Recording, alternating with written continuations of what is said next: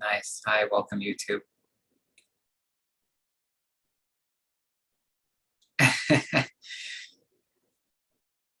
So, yeah, okay. Thank you. I, I'm setting up, so I'm looking down at the computer for now, but I will be with y'all in a minute. I'm trying to go live on YouTube, which I've never done before.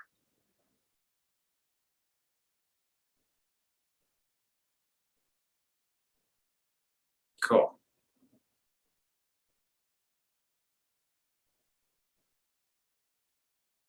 Okay, looks like YouTube is live, and it is playing audio in my ear now.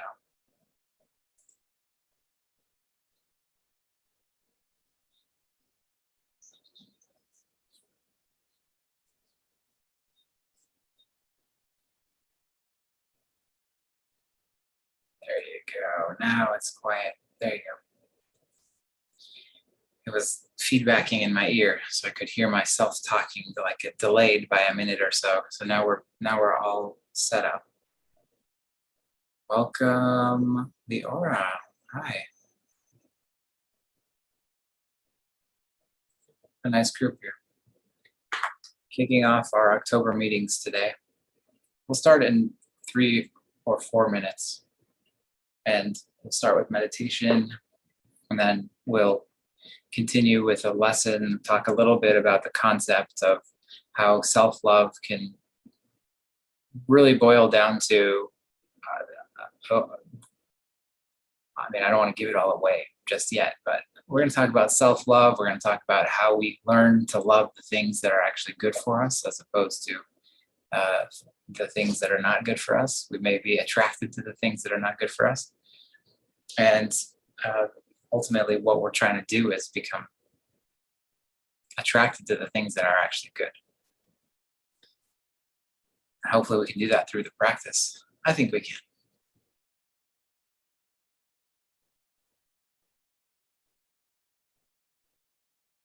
And then we'll practice a little bit more. Give you all options of ways to practice. Talk about lots of stuff. Hi, Carol. Welcome. Hopefully you can hear me say that. I see people pop on, but I don't know 100% if their audio is there yet. But Carol, welcome. Dina, welcome. Emmy, welcome. The Aura. Ruth, I love, welcome.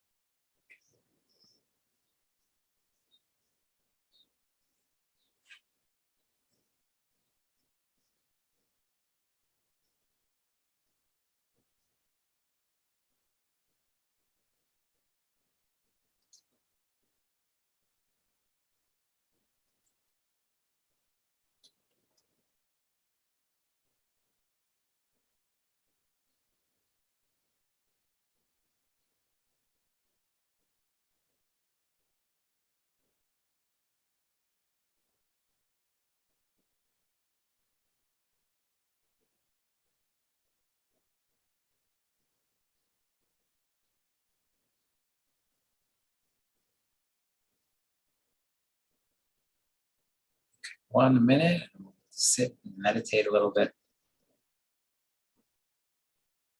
Try to start at the top of the hour.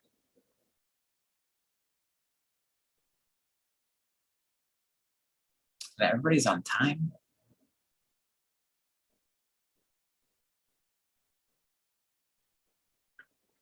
On time and ready to go. And I'm sure there's not every time can we make it exactly on time. So I think the rabbis say, "Mikitzato kekulo." So a little bit of it is like all of it. So that they say that so that you are encouraged to keep coming, even if you're a little late. And because they say even a little bit of it is like all of it. And in the Torah portion, they talk about that the last one, that if you just read the last one, it's as if you got all the merit of all of the earlier ones. So it's a way of incentivizing us to stay, even if we only got the last one. A lot of that. So I think it's important. It's a good lesson for us.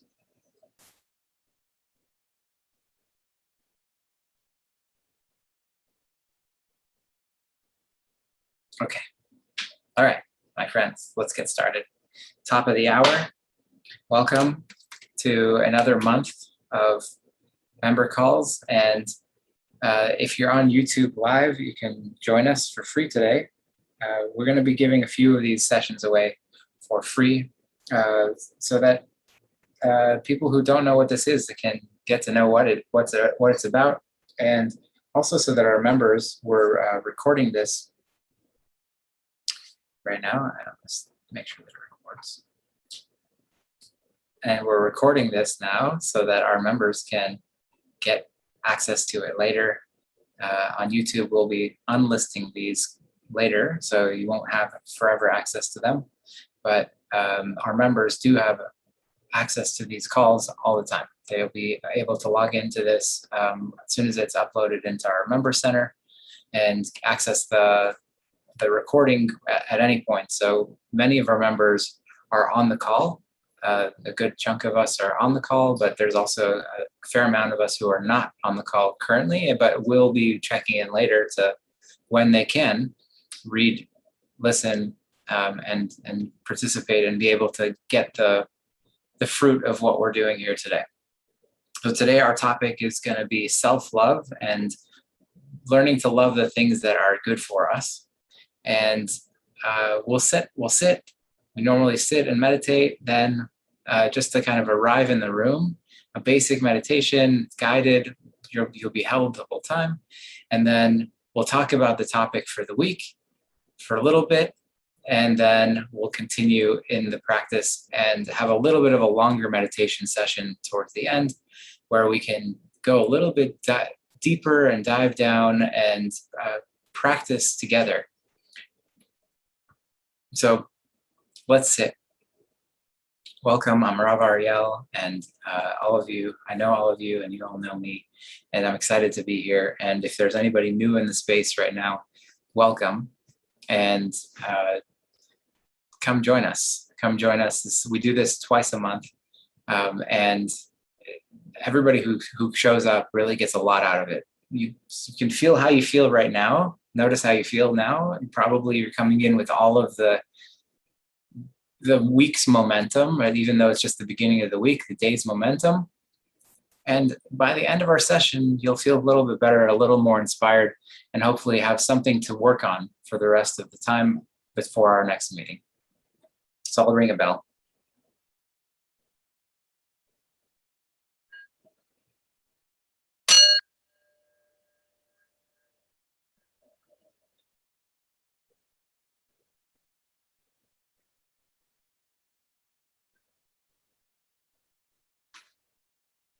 So listening to your surroundings.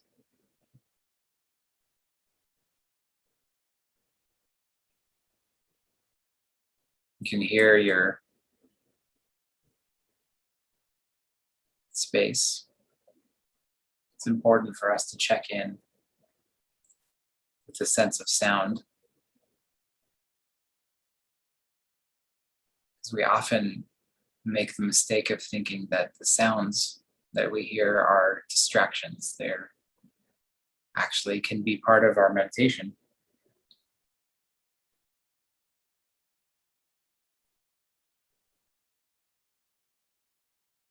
Part of the existence that we're in.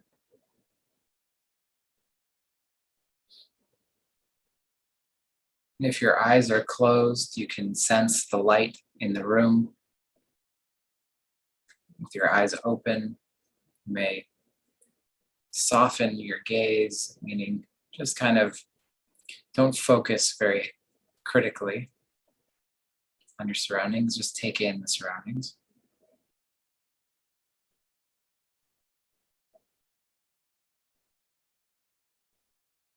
And again, the sense of smell.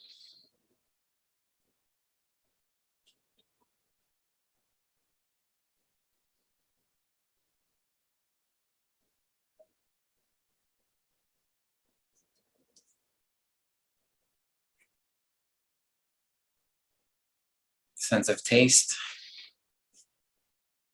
depending on which coast you're on. You may have been pre or post dinner. And feeling your body, sense of touch.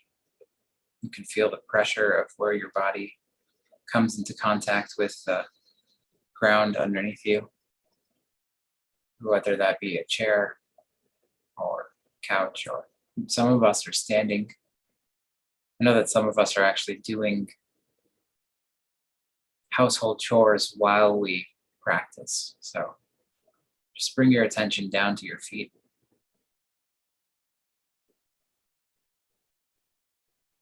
You can feel the pressure of your feet or wherever you are.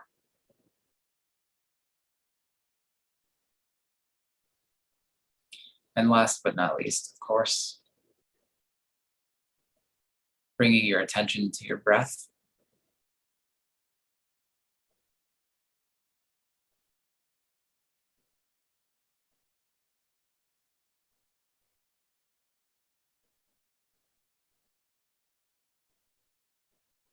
Noticing that really the breath is the source of life.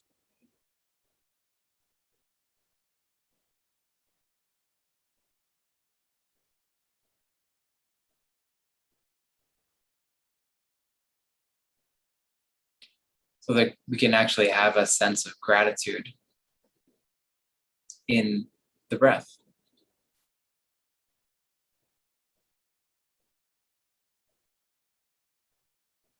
Not just breathing, but thankful.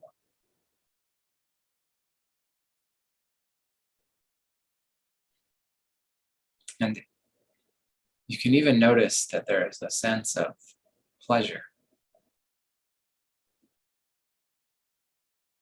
in the breath.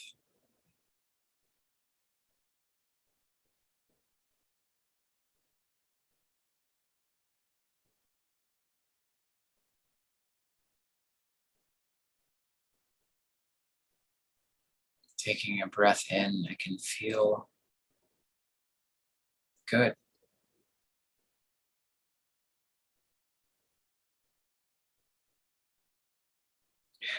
And exhaling,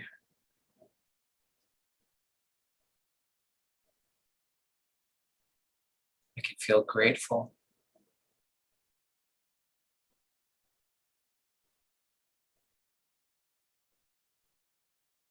So try that for a few minutes. Feel the pleasure in the inhale, the gratitude in the exhale.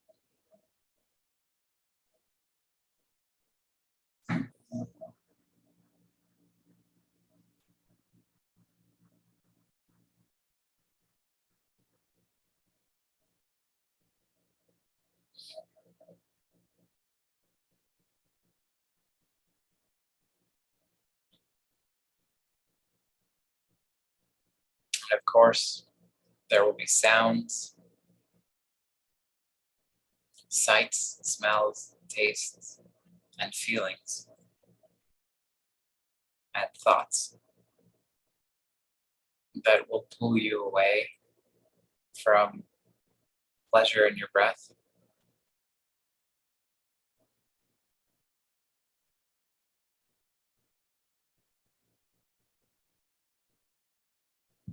Take them in,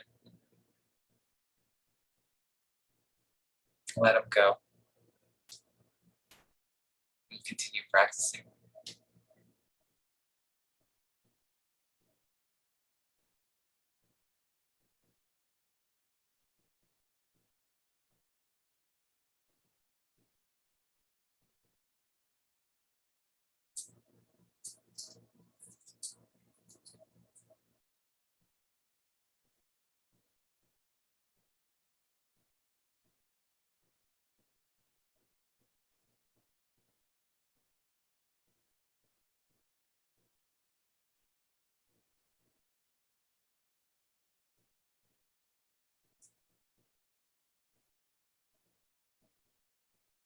What a gift to spend these precious moments together.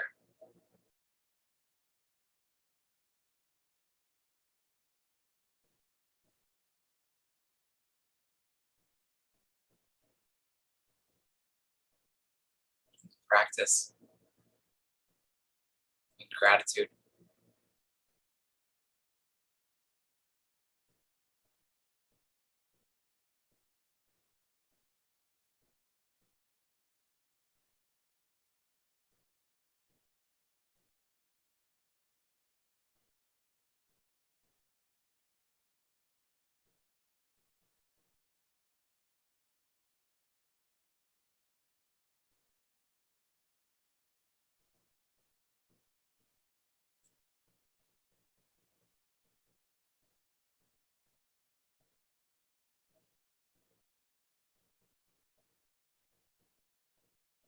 Breathing. You can even take a luxurious, deeper breath in. You can slow down and extend your exhale.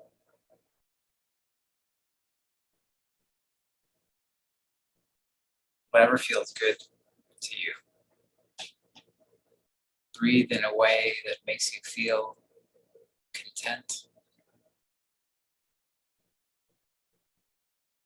Maybe you need to straighten up your posture or relax it a little bit.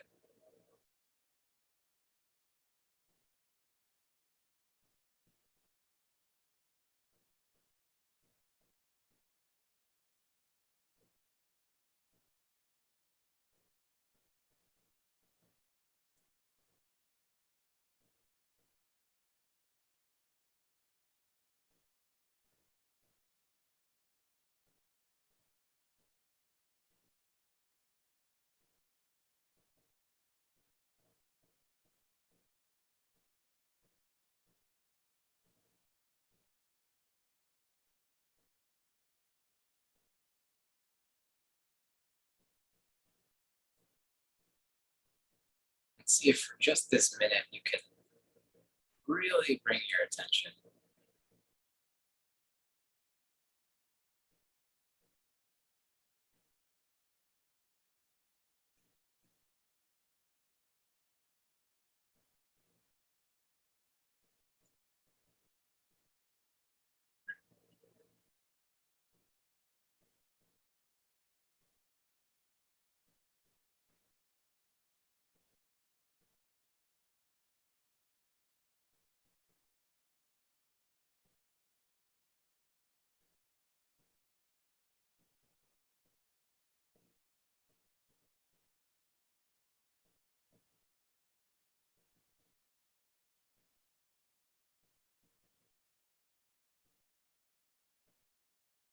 and just listening to the sounds.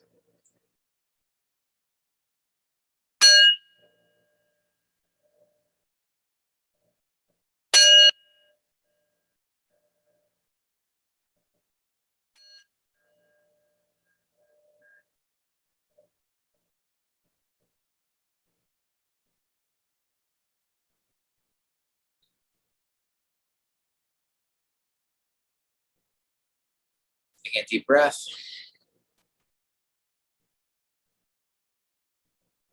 Two, a stretch. A smile on your face, costs nothing.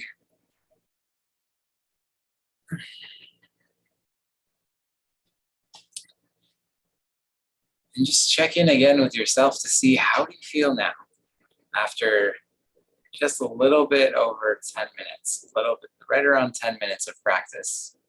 How do you feel?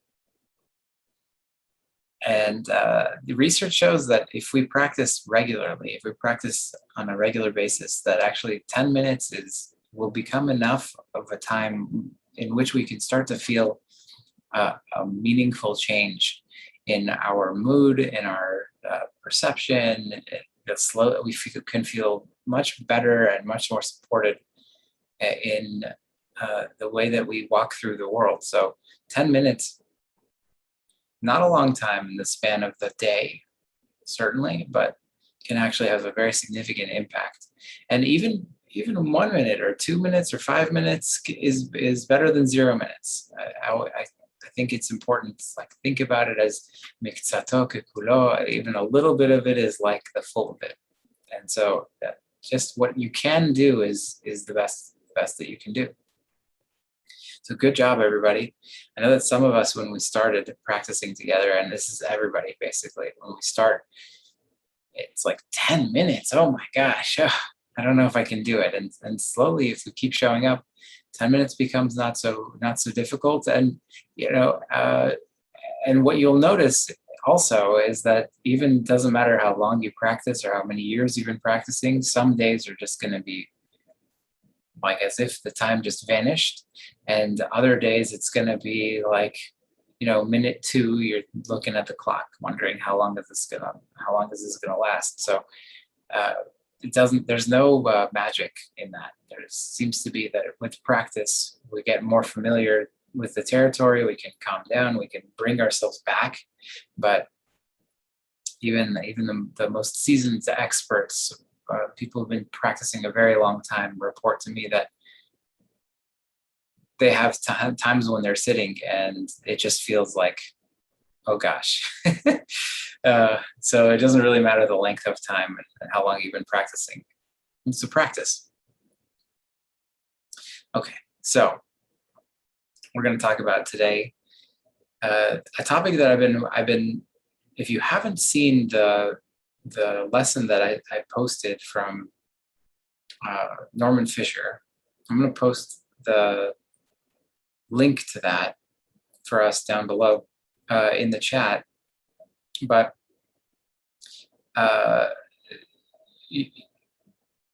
Norman Fischer basically has this I'm gonna have to find the link actually in order to give it to you. So let me see if I can even find it.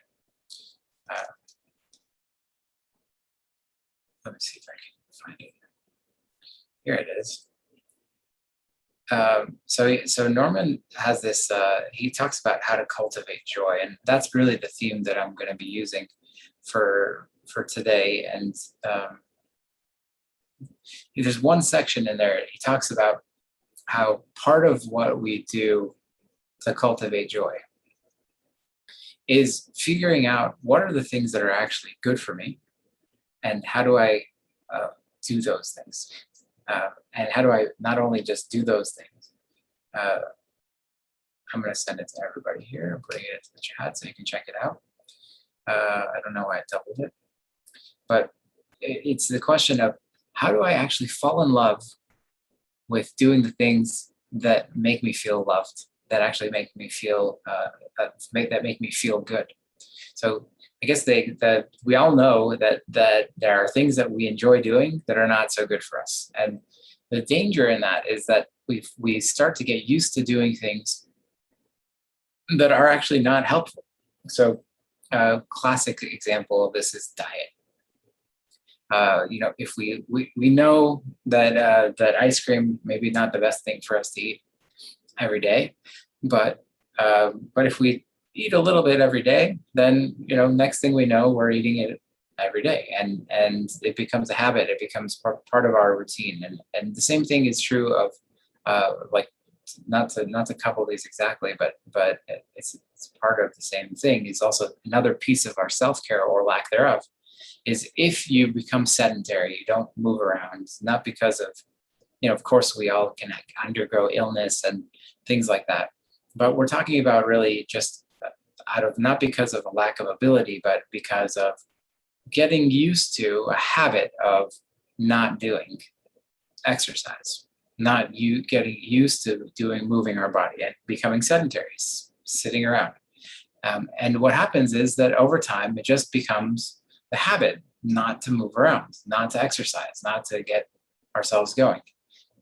Or those are ways in which we can either actively or inactively harm ourselves. Or we can think about another example here, which is people pleasing. That's another one that we do. It's a part of like boundaries. It's part of the ways that we don't honor who we are or what we need. So we'll say yes to something that actually isn't good for us, or that we don't actually really want to do, or we'll just say yes, okay, yes, sure, yeah, okay, I'll do that. I'll do it even though I don't really want to, or that I don't even think it's good for me. And we'll do that. We'll do things like that over and over. And what it creates is a sense of diminishing ourselves over time. It's actually it actually is I'm calling it self-care and self-love, because I think the concept that Norman is coming from as well is that when we do those things, it's actually a little bit of it's a subtle statement that we're not really in touch with what's best for us and how we can actually be our best in the world. So he says it like this, that there's a way that it's just because it's good for us doesn't mean it's pleasant to do it. But the goal of our practice is that we're going to be able to have the things that are actually good for us be the things that we want, that we actually desire to do them. It's because of almost like an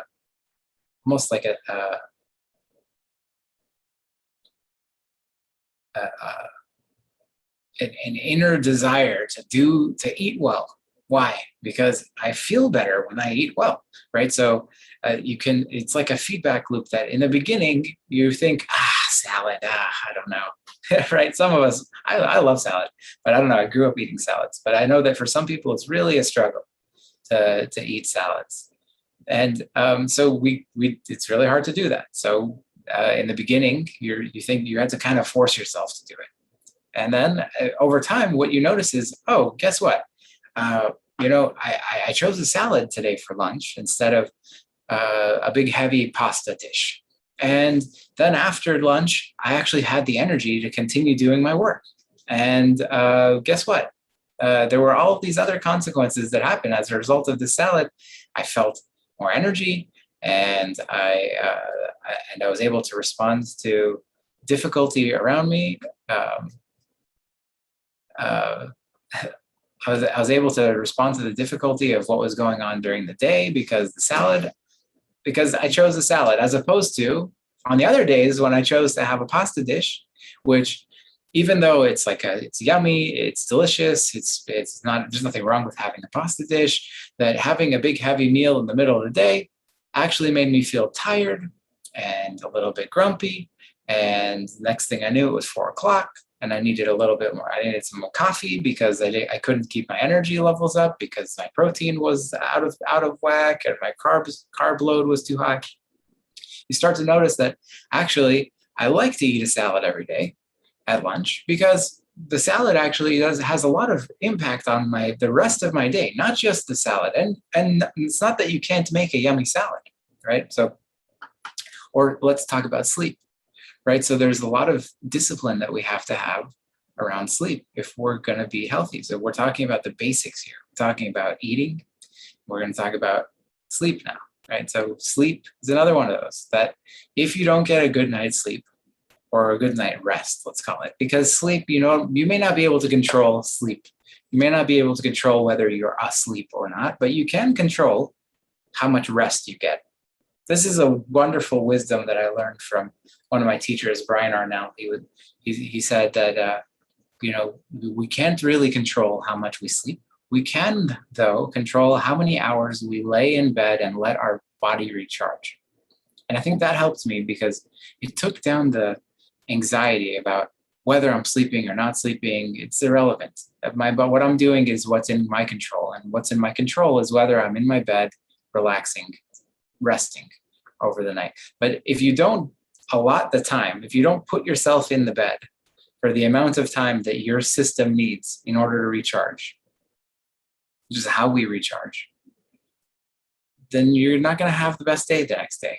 And we know this. We know what it's like to get up all groggy and really upset and have to pull ourselves through a day. And then there's all the other consequences, right? There's the extra coffee and the extra caffeine, or so, some of my friends drink Red Bulls and things like that. I mean, and think about your mood and think about your like over time, it wears you down. It all wears you down. It all adds up.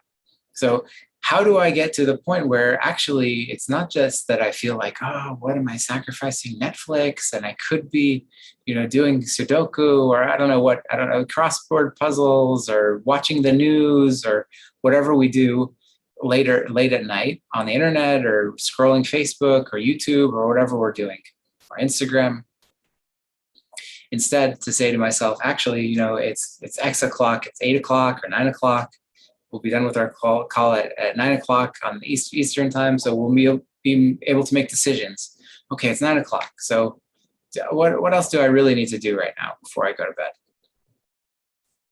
Can I just set up for tomorrow, make my life a little bit better for tomorrow, and then wind it down?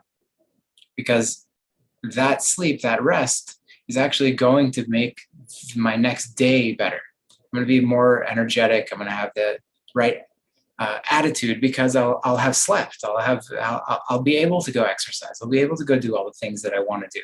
And then the same thing with exercise, right? Like, exercise sucks. I mean, look, I like to do exercise now, but I didn't 10 years ago.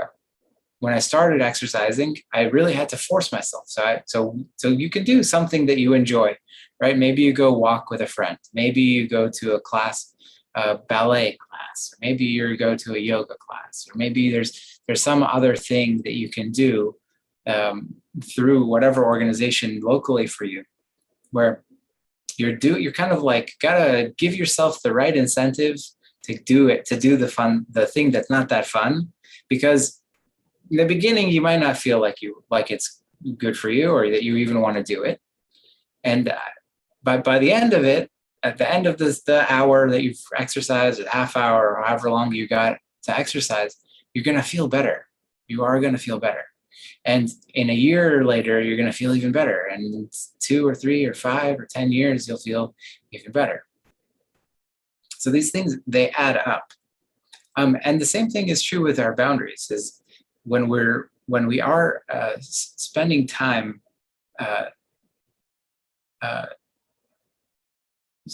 holding the things, saying that thing in our relationships, even with our family, our friends, we say, the thing that you're trying to do to help me is not helping me.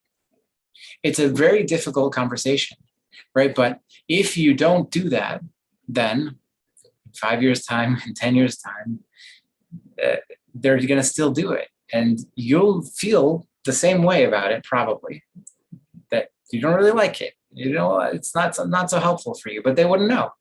So it's like not having those conversations, even though it's probably easier to just not have conversations about, and to just say yes to things that you don't really want to do. Down the line, it ends up hurting you. The same thing with the exercise, same thing with the sleep. All of the things, same thing with the food. It's just these consequences pile up over time. And the opposite is true too, is that if we take the time to do the things we need to do in the time that we need to do them, so the momentum builds in the positive direction. So we talked about exercise.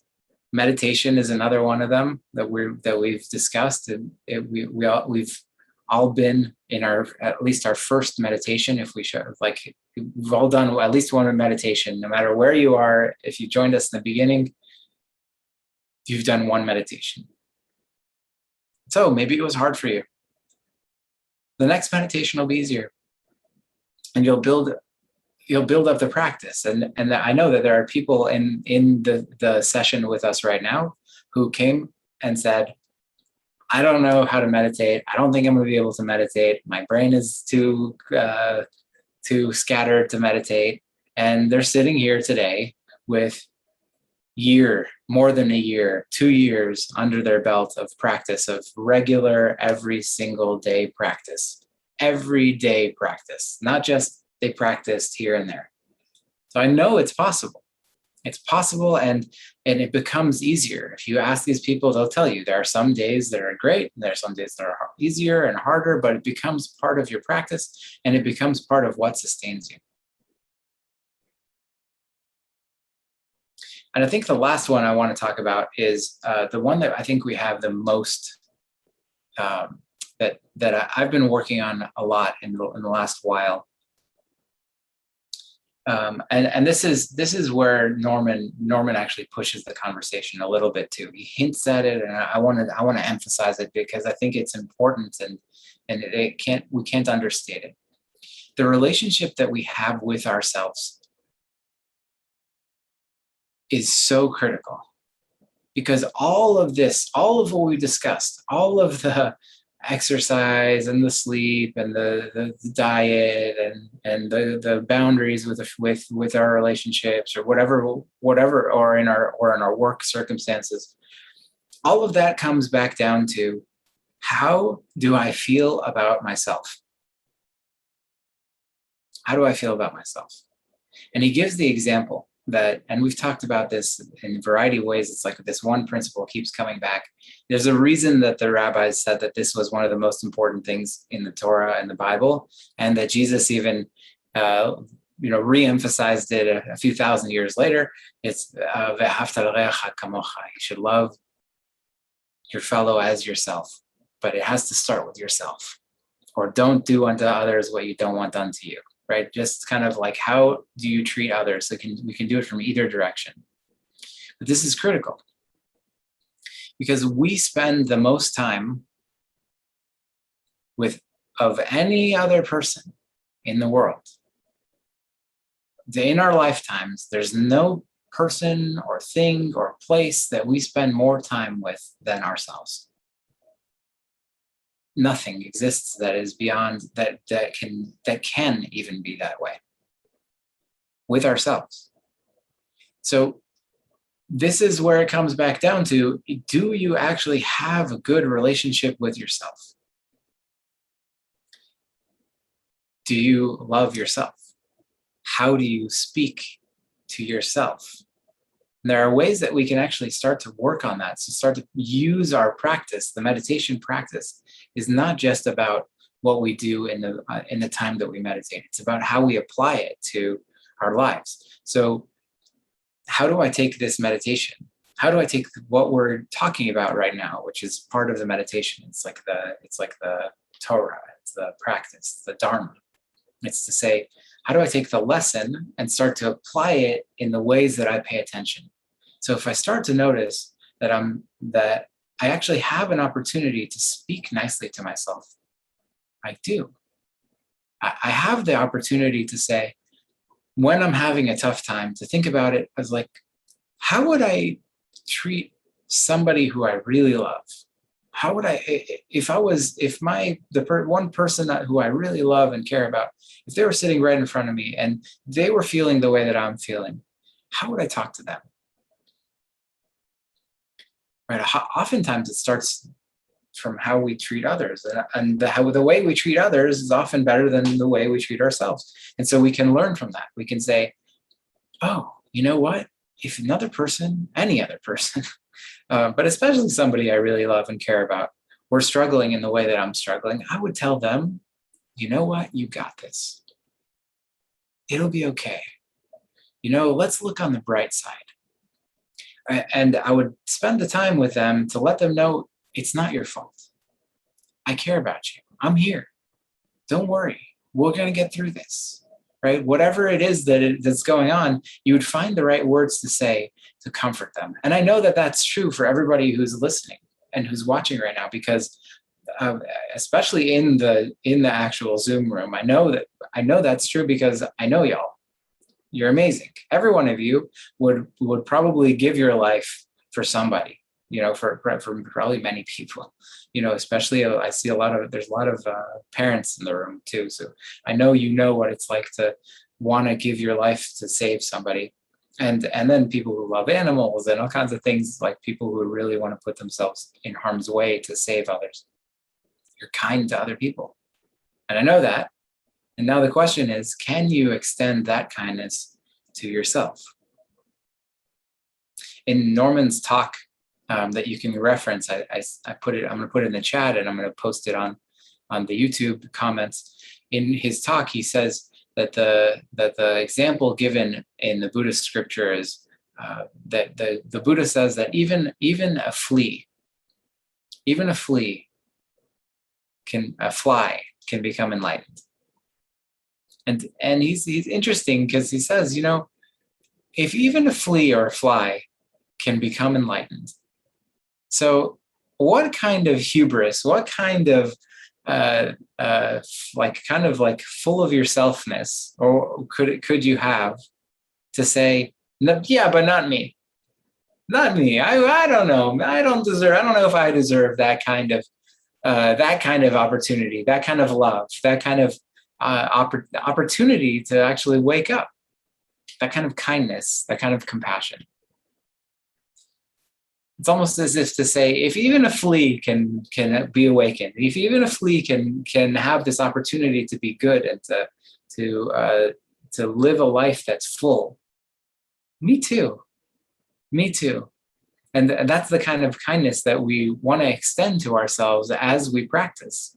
And when I say practice, I'm talking about from the cushion and the time that we're about to do right now to everyday life, to everything we do in everyday life. We want to be able to extend that self-love, because when I feel like, you know what, I can do this.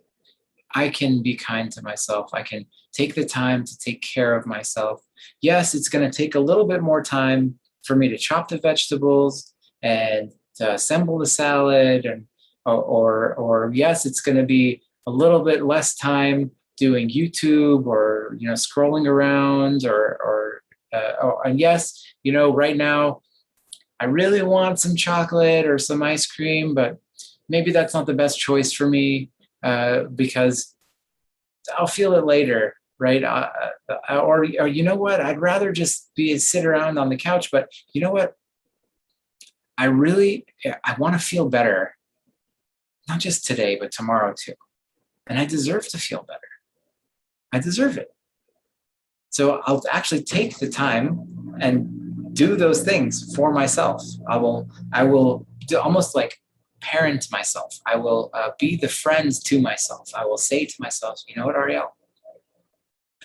I don't really feel like going to the gym right now, but I'm going to put my shoes on, I get my clothes on, and I'm going to go.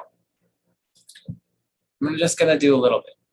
Mikzato kakulo. I don't know if I'm going to do the full thing today. I'm a little tired, whatever is going on, but let me go and see it. Let's just get started. And I kind of like trick myself into going to exercise. Not tricking myself. I know what's going on, but I will go, and then I'll start. And then once I start, maybe I'm okay. I can go a little bit longer, and maybe not. Maybe I just do a little bit, but it's a little bit is better than nothing. It's the same thing with the practice. A little bit is better than nothing. So there are days when I don't want to sit down and practice for as long as my goal was, but I sit and I practice for a part of the time because I know that I deserve it. And so do you. You deserve it. So that's part of what we're doing. He says everything in your life stems from your relationship with yourself. And you can make great progress by treating yourself as being someone who is intrinsically worth and worthy of love. So do it a little bit by a little bit. So you start to take care of yourself. You start to treat yourself better. And all of a sudden, in time, everything is better. Things start to shift. So use the community. That's part of what we do, right? It's hard to do this on your own. So we come together and we learn about these things, and then we have the strength and the energy and the inspiration to keep going with our practice. Come to class, share your gratitude with other people. Let other people know how great life is, and share with them the things that you've done to inspire them as well. Okay, so we'll practice a little bit more today. Got 20 minutes left. We'll practice for 19 of them. And if you have questions, you can always send questions in the Q&A area, or you can always send me an email, and I'll get back to you as soon as possible. Some of our members have one-on-one calls if you want it. So if you're interested in having a chat with me, it's a 20-minute call, 30-minute call, in which we'll talk about where you're at with your practice, and you can tell me about, we can plan a way for you to be able to practice. I know that some of you reached out and the timing didn't work out, but you check for an email back to you that, and send us an email as well. We'll get you practicing, get you in a meeting to continue helping your practice move forward. Make sure that you know how to practice, have a good route for what's next for you. Okay, we'll practice a little bit more.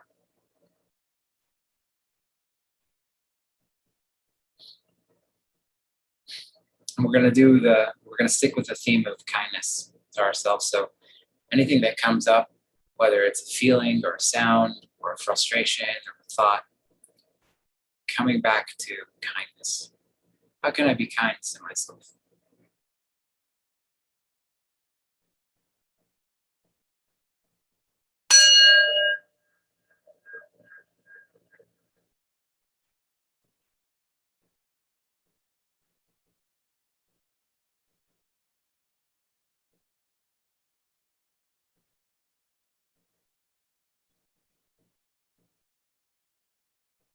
Coming back to the sounds in your space.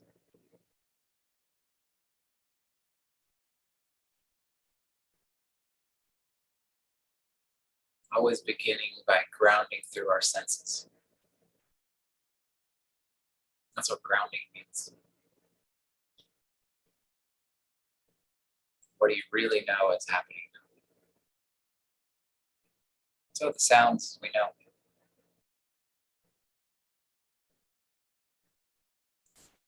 What do you see if your eyes are open, even with them closed?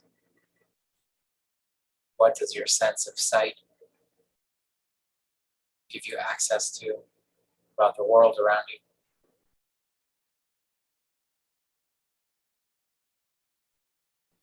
Sense of smell.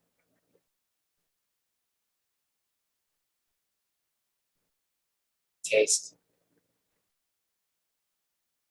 This one's particularly helpful when we're eating.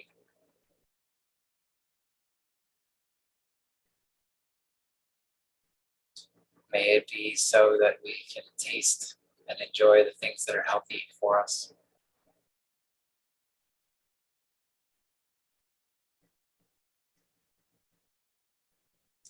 Feeling in your body can start with the pressure of your body being held up by gravity.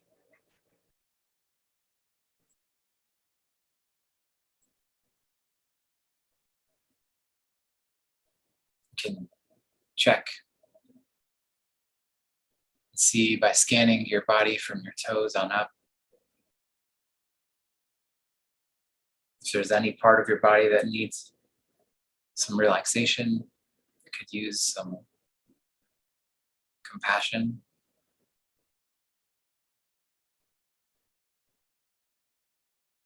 Any places where there's some tightness or discomfort, I invite you to either give it a little rub or massage, or loosen up your grasp.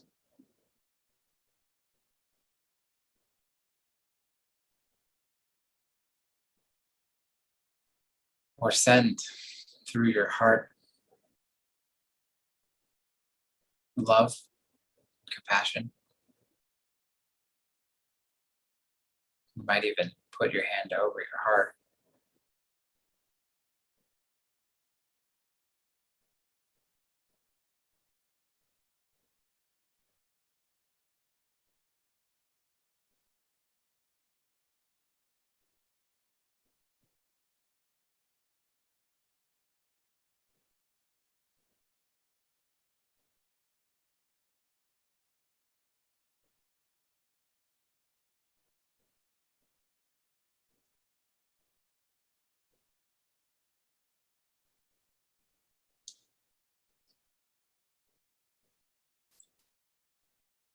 Bring your attention to your breath.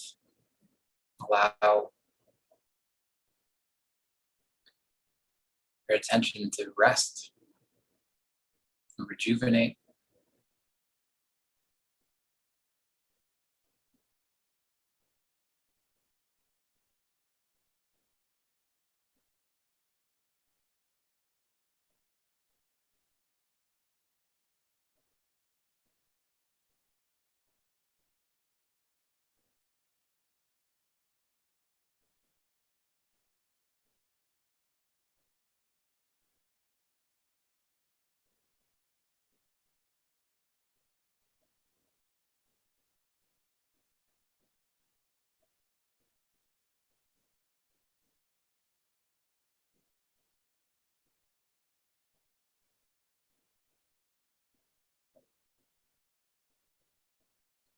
And each time that your attention wanders away, which it will, and see if you can meet yourself with kindness.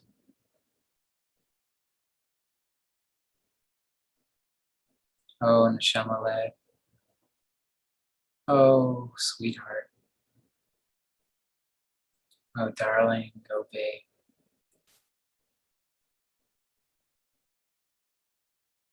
Hamudi, Hamuda.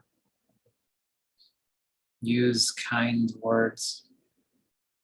Maybe it's a term that a grandparent or somebody who loved you very much, you can remember, used for you. Or there's a term you use for a pet that you love.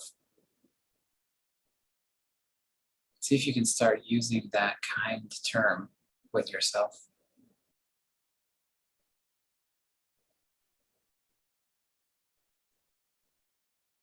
Say, oh, your mind wandered away. That's okay. It's normal. Come on back.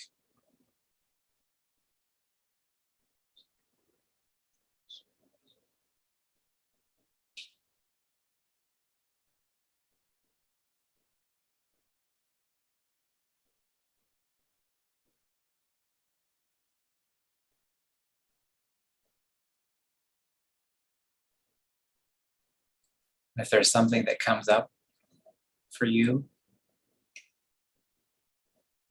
a feeling that's hard, memory, a sensation in your body that doesn't feel great, meet it with kindness. Because you do deserve to be enlightened, like even the flea.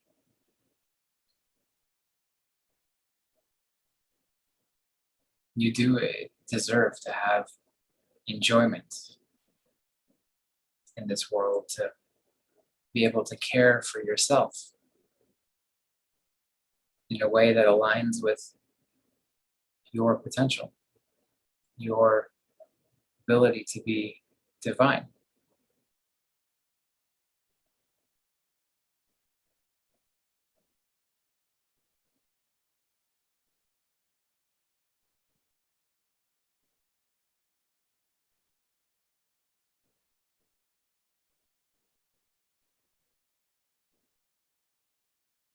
They all do.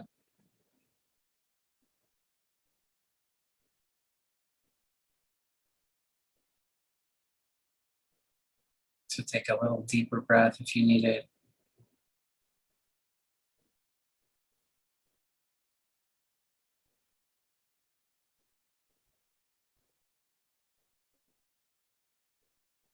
Take a faster breath if you need it.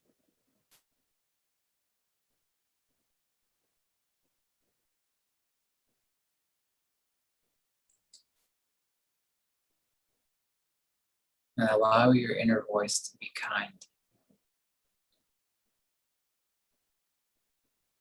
to yourself.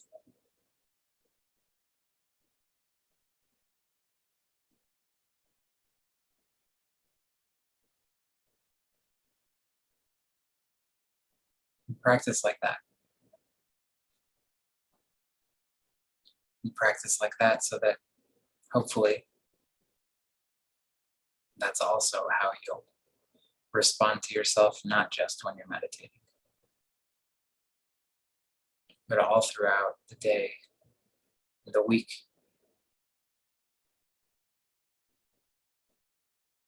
The 2 weeks between now and our next session.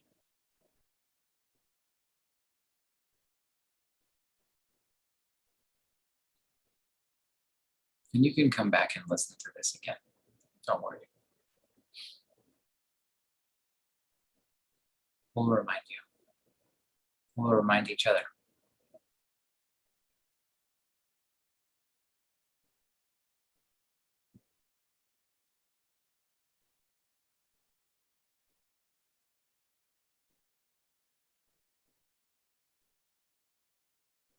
If your attention wanders away, you feel lost in thought,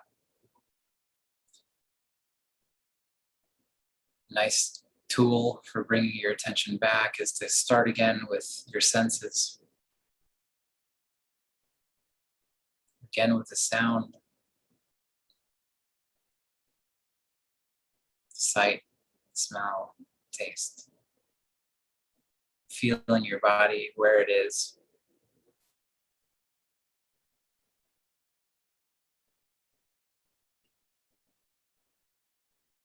Tuning into your breath.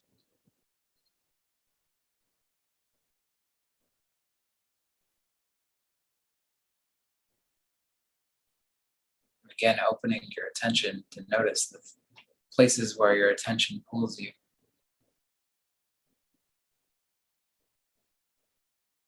And if those are uncomfortable, giving yourself compassion.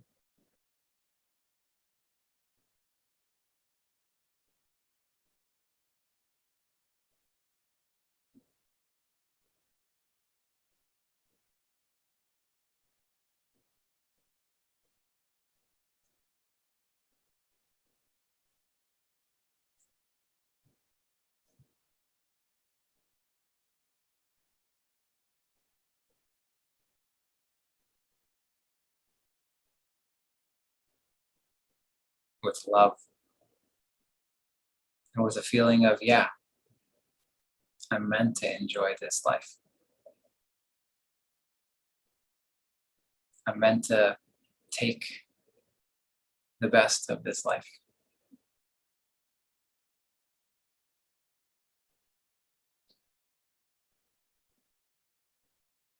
I certainly couldn't be less entitled than a flea.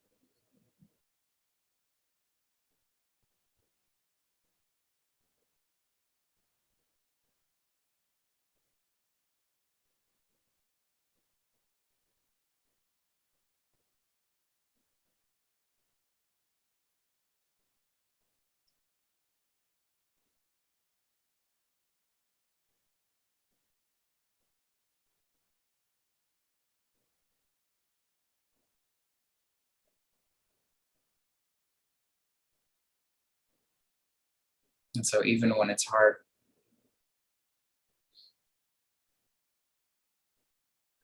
I breathe.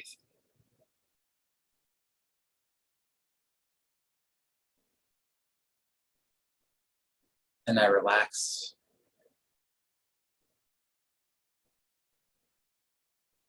And I smile.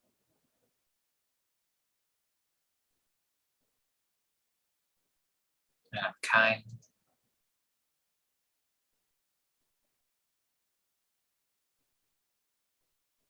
Because it feels better to be kind and to breathe and to smile and to be exactly where I am.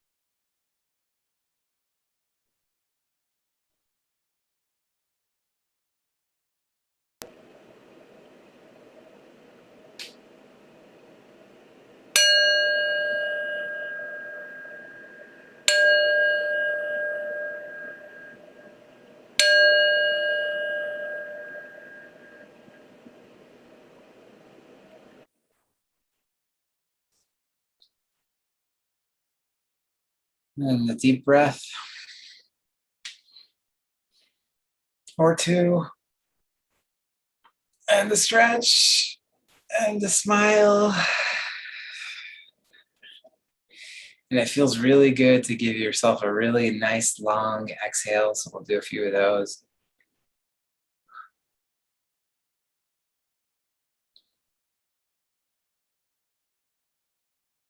And check in again with yourself to see. We've spent an hour together.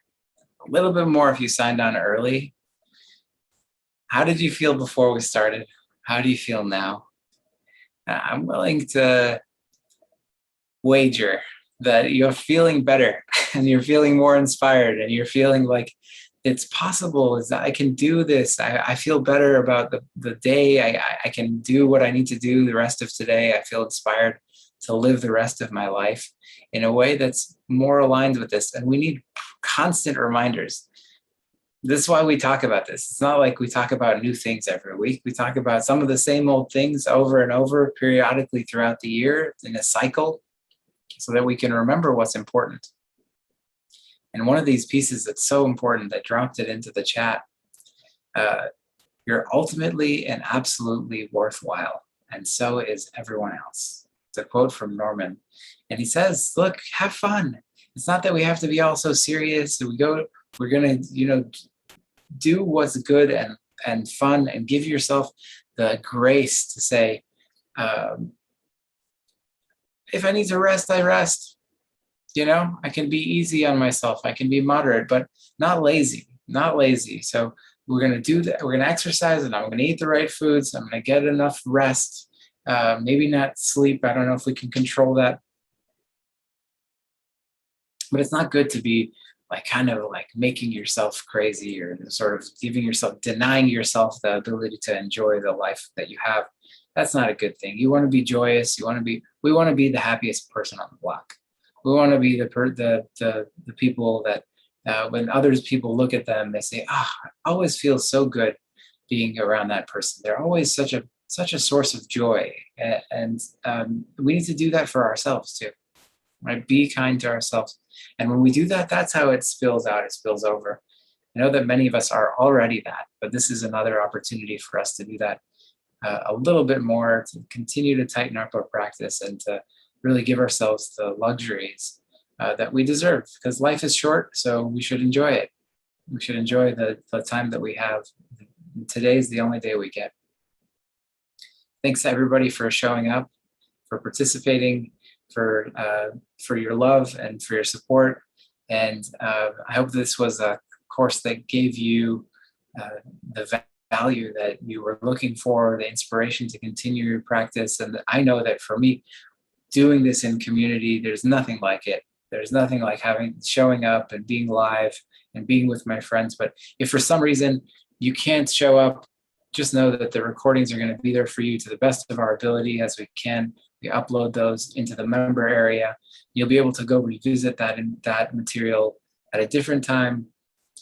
And if you really loved today's session, you want to hear it again, you'll be able to go back and listen again and replay any of the parts that you really need to hear again at any point during the week or during the year. You'll have access to that. Thanks, everybody, and good night. See you in 2 weeks.